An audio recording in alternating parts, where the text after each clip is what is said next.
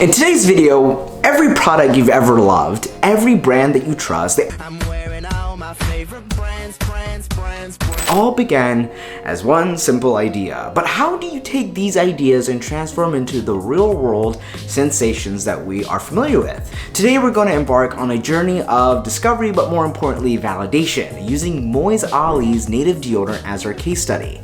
And as we go on this journey, think about how your idea can become the next big thing. Let's get into it.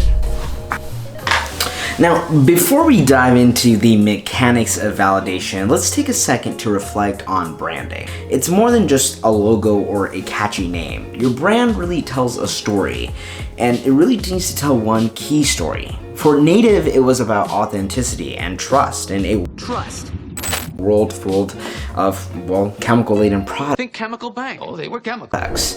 And when people see your brand, what story do you want them to hear? What idea do you want to connect? And this really leads into one of the main concepts of starting a business early on, which is, well, the three key letters that you'll probably hear more than you want to. MVP. I'm not MVP! MVP! MVP! Entrepreneurs toss this around the term all of the time, and for good reasons. An MVP is a minimum viable product. But what does it truly entail? Well, at its core, an MVP is like the first draft of a novel or the pilot episode of a TV series. It provides a glimpse or a teaser of what's to come. It's always tease, tease, tease. Now, let's take the world of tech as an example. See, many of today's tech giants like Facebook or Dropbox didn't start with a whole bunch of features. They began with the basic version, gathering user feedback and then progressively making it better for the world was needing. I mean, Facebook is a great example of this. I mean, look how they started. They acquired Instagram because the world was going in that direction. And then TikTok happened and they needed Reels. And they're constantly adapting to what the market wants. And Moise is no stranger to this. Even though his background is, well, he's a lawyer, Moise still came in with an approach with native deodorant that embodied this type of spirit.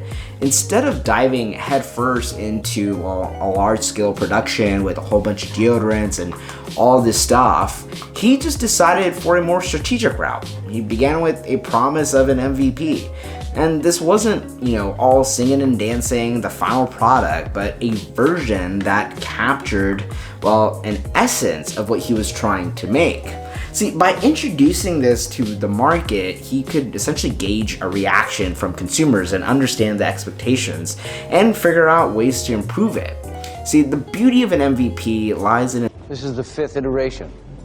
its iterative nature. It's a cycle of introducing, learning, refining, and then reintroducing it again. And this is not only to help conserve resources, which it does tremendously, but it also ensures that the product really aligns closely with the market demands.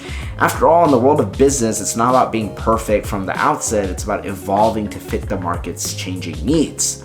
So really one of the main things about this is like, what is the core part of your product? Can you introduce it to the world and gain feedback and make it better? I mean, for example, beverages. There's a lot of beverages. I mean, for example, this is literally, okay, it's not literally water, but Liquid Death, right? The branding is, I mean, this is a whole nother video, but I love Liquid Death. Please sponsor me, but you don't have to. That boy is crisp.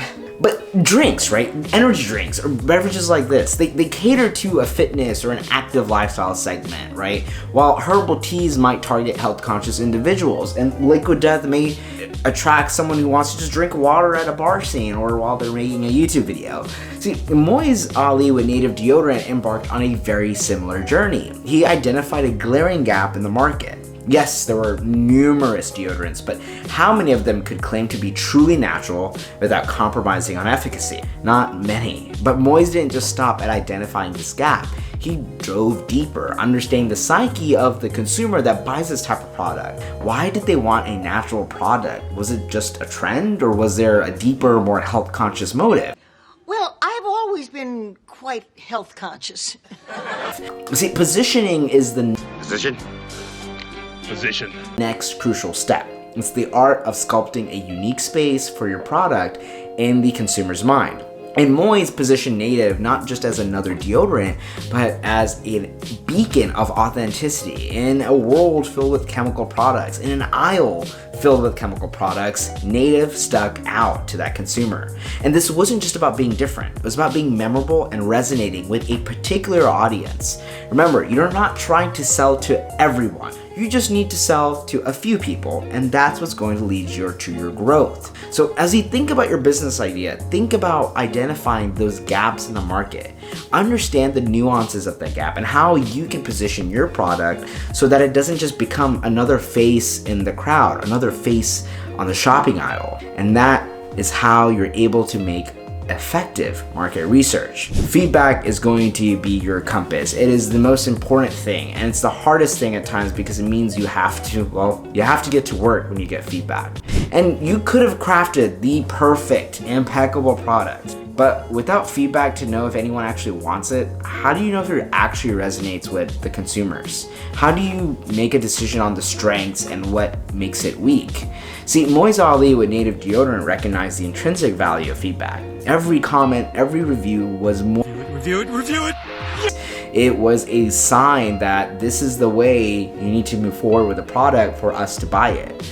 And the praises highlighted what was working, while criticisms were not necessarily setbacks, but it was an opportunity for him to get to that state of perfect product. And Moise didn't shy away from criticism. Instead, he really embraced it, and that's kind of what gave Native Deodorant its huge success.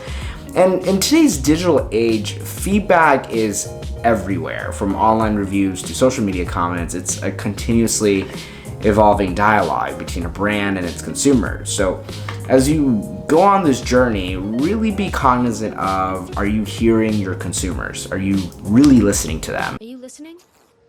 Because in those voices and those opinions and those feedback is going to be your blueprint for your success. Now, MVP. When you're starting a business, sure, you're working your 9 to 5, you don't have a lot enough money saved, maybe you don't have VC funding, whatever it is, right? Finances matter. Trust me, I get it. I started an automated bubble tea vending machine and it cost me a lot of money, but I was still able to get a MVP. And this is a whole nother video, but I understand that money is a limiting factor. So really focusing on how can you minimize your spending and your money amount to make an MVP, or validating your idea, is an important part. And this is where Moise really shined. See, he didn't focus on spending all of his money on, going to a production company and making a whole bunch of deodorant and investing into that.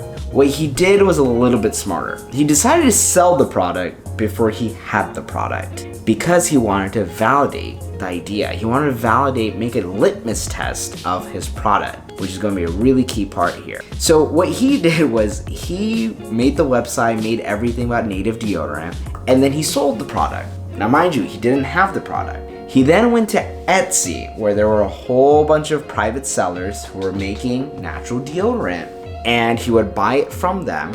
He would relabel it, which is a process known as white labeling, and then he would ship that product to the consumer that bought it off his website. Now, he didn't make a lot of money out of this process, but what he did get is that this product, given the proper branding and marketing, sells like hotcakes. And that is This stuff sells like hotcakes. exactly what Moise discovered. He validated his business idea, and now he's putting all of the money in and investing into his business. And this is really the powerful element of, the digital age, really embracing it.